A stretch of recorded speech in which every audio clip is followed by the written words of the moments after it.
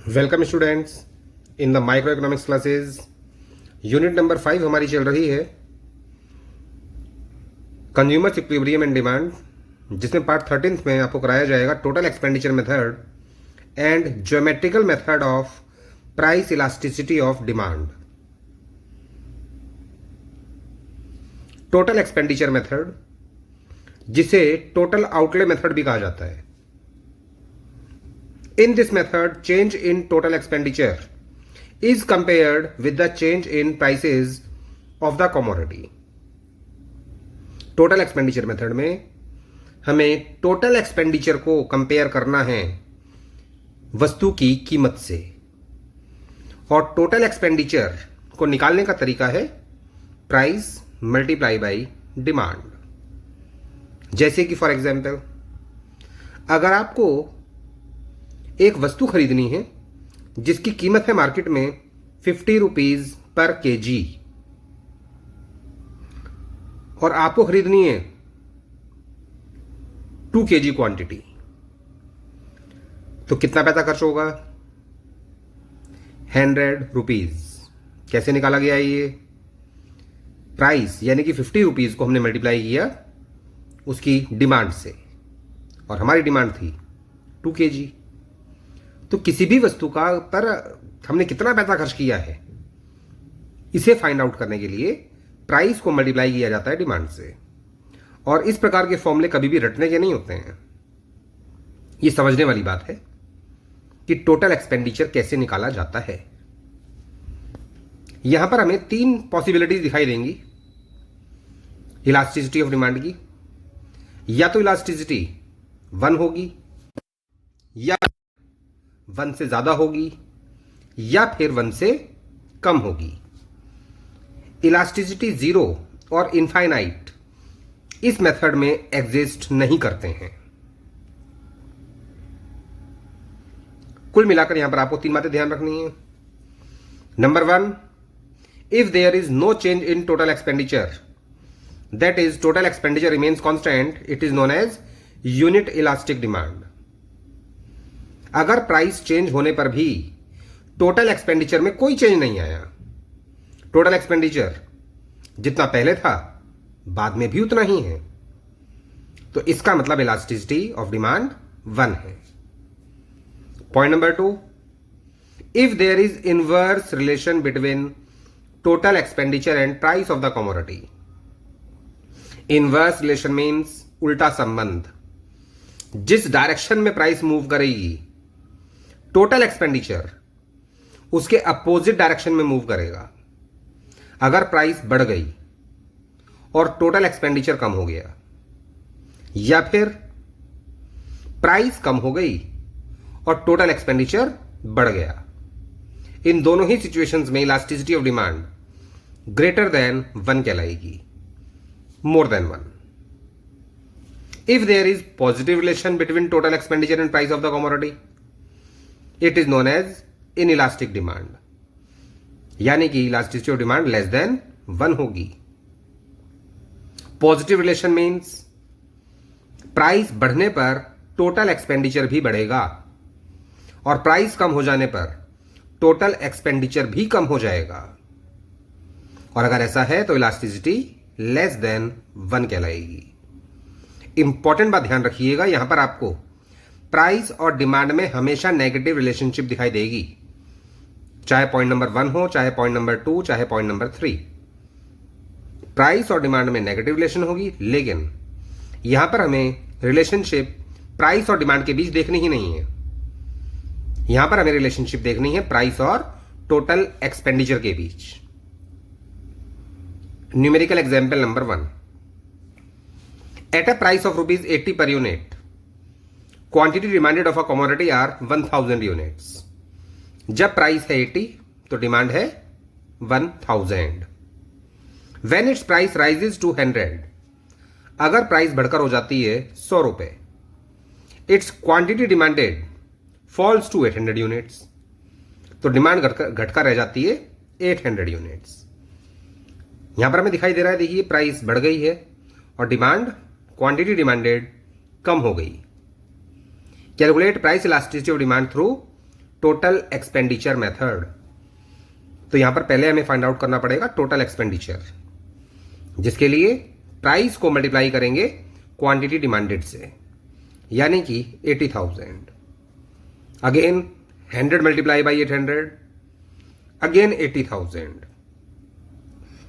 Total expenditure constant रहने पर elasticity of demand हमेशा 1 होता है।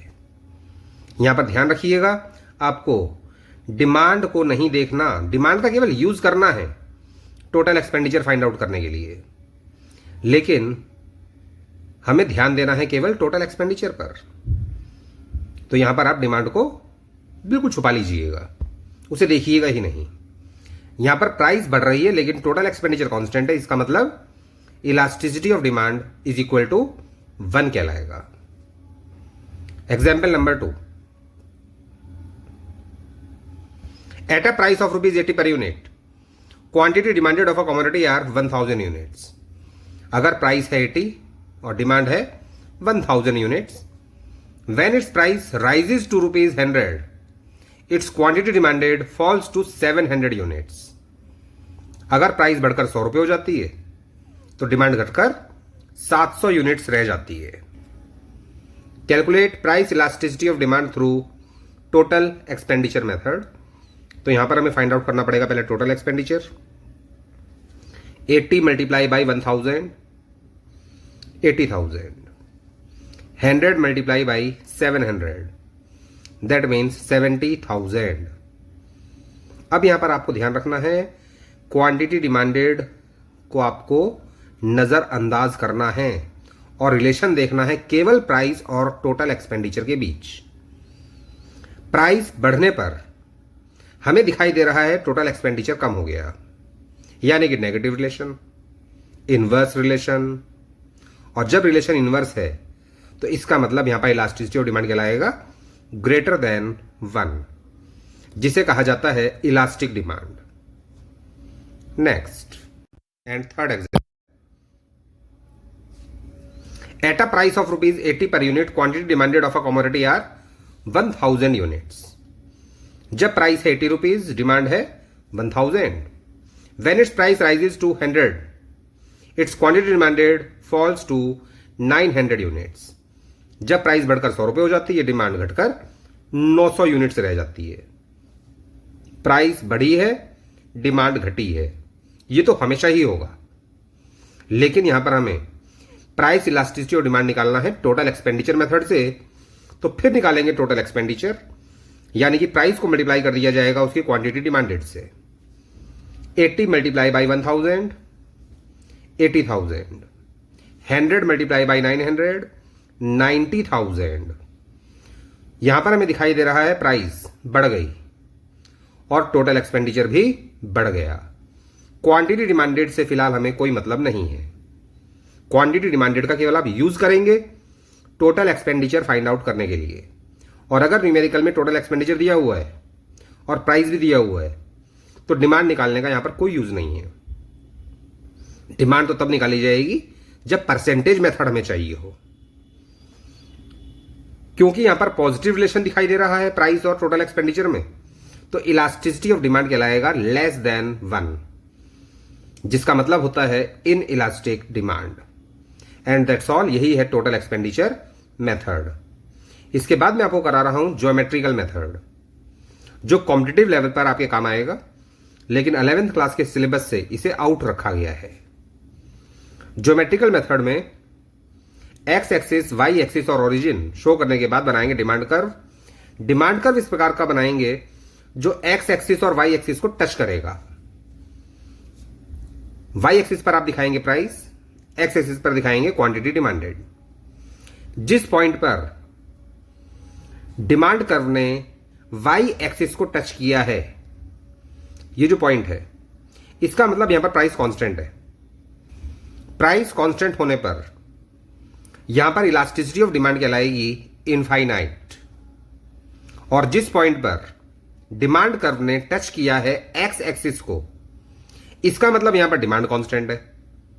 और डिमांड कांस्टेंट होने पर इलास्टिसिटी होती है 0।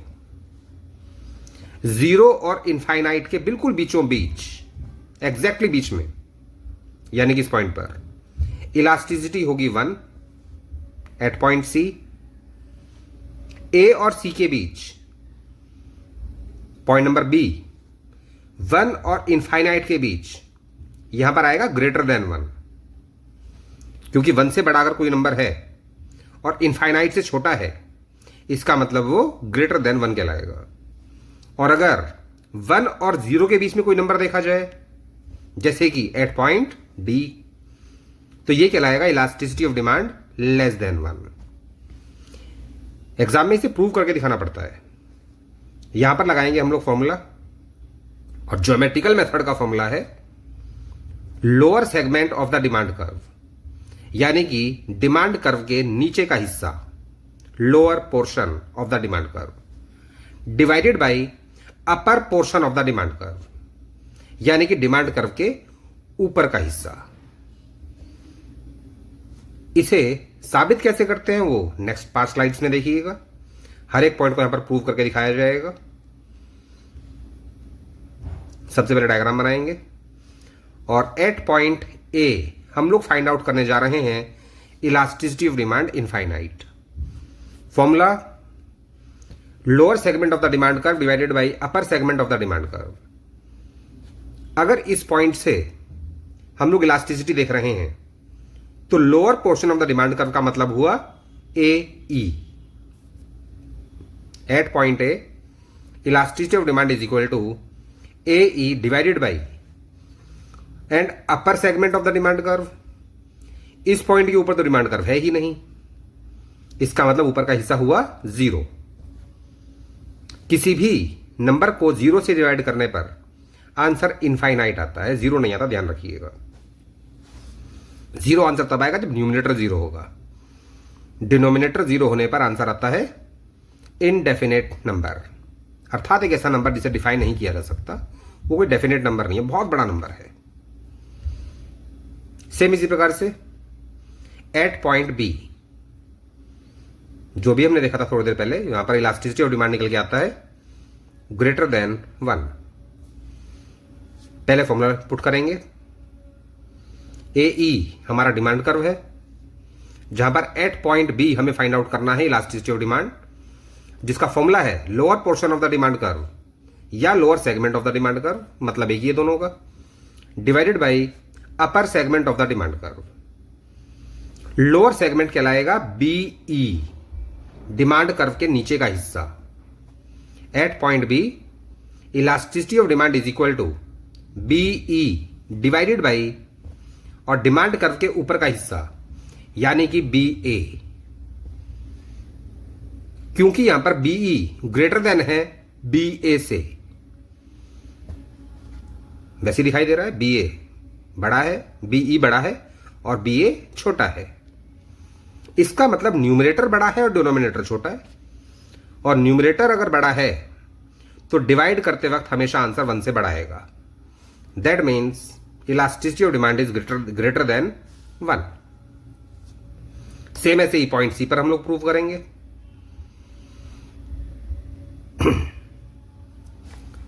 एक्स एक्सिस पर दिखाइएगा क्वांटिटी डिमांडेड, वाई एक्सिस पर price, demand curve downward, demand curve का नाम है ए ई, और हमें इलास्टिसिटी फाइंड आउट करनी है एट पॉइंट सी, जो बिल्कुल बीचों बीच है। और ये बात क्वेश्चन में गिवन होगी आपको कि at point C A C is equal to C E, और अगर ए सी सी ई के बराबर है, इसका मतलब ये जो पॉइंट है सी, ये एग्जैक्टली ए और ई के बीच में है।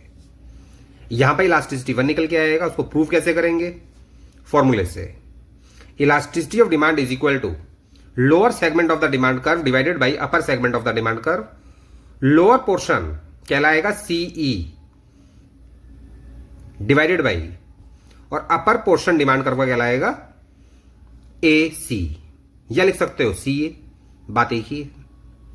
ए सी लिखें या सी ए लिखें, उससे कोई फर्क नहीं पड़ने वाला। इंपॉर्टेंट बात यहां पर यह है कि CE is equal to C A है, because CE is equal to C A, therefore elasticity of demand is equal to 1। क्योंकि जब न्यूमरेटर डिनोमिनेटर के बराबर होगा तो डिवाइड करने पर हमेशा आंसर 1 ही आएगा। नेक्स्ट, एट पॉइंट डी, बाकी डायग्राम से बनाएंगे। ए ई हमारा डिमांड कर्व है, जहां पर हम लोग निकालने जा रहे हैं एट पॉइंट डी। यहां पर निकलना चाहिए elasticity of demand less than 1। इसे प्रूव कैसे करेंगे? फॉर्मूले से। Elasticity of demand is equal to lower segment of the demand curve divided by upper segment of the demand curve. यहां पर lower segment at point D कहलाएगा DE, यानी कि नीचे का हिस्सा डिमांड कर्व के, और ऊपर का हिस्सा हो जाएगा डी ए। क्योंकि यहां पर न्यूमरेटर यानी कि डीई छोटा है और डीए बड़ा है, तो न्यूमरेटर छोटा होने पर आंसर हमेशा 1 से छोटा आता है, यानी कि elasticity of demand is less than 1 होगा यहां पर। लास्ट,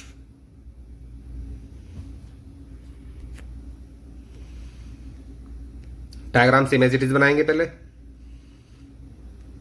ये डिमांड कर्व है ए ई, और इस बार हमें निकालना है at point E. Formula use करेंगे elasticity of demand is equal to lower segment of the demand curve divided by upper segment of the demand curve. At point E lower segment of the demand curve का मतलब हुआ 0, क्योंकि at point E demand curve के नीचे का हिस्सा तो कुछ है ही नहीं, और ऊपर का हिस्सा कहलाएगा ए ई।